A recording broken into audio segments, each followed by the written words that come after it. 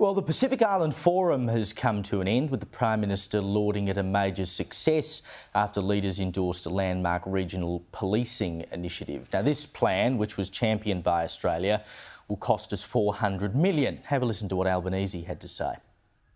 This is a Pacific-led initiative, very importantly.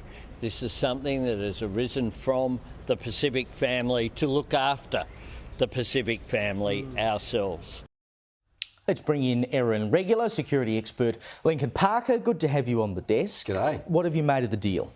Well, it's very expensive, but I think it sends the wrong message. Prime Minister Albanese, as you just showed, mentions the Pacific family. So we are sending in, as Australia, police when China is building bridges. So in the Solomon Islands right now, and across many other Pacific islands, you have big health crises, in particular in the Solomons. So what we ought to be doing, if we actually are a Pacific family, and this is Foreign Policy 101, if you want to gain influence, you ought to be doing good things for the people, which is like training doctors, nurses, putting money into hospitals, not sending police. And, Albanese sort of tried to suggest that this isn't about China at all. I mean, China is the reason we're doing this, right? Well, it's almost like China is the C word. I mean, look, the fact is this is all about China.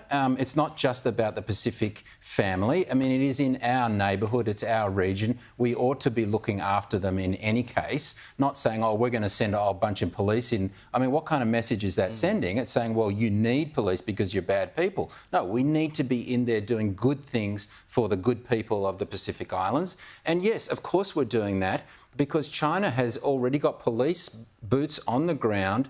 We know that they are into bribery and corruption, which we don't do.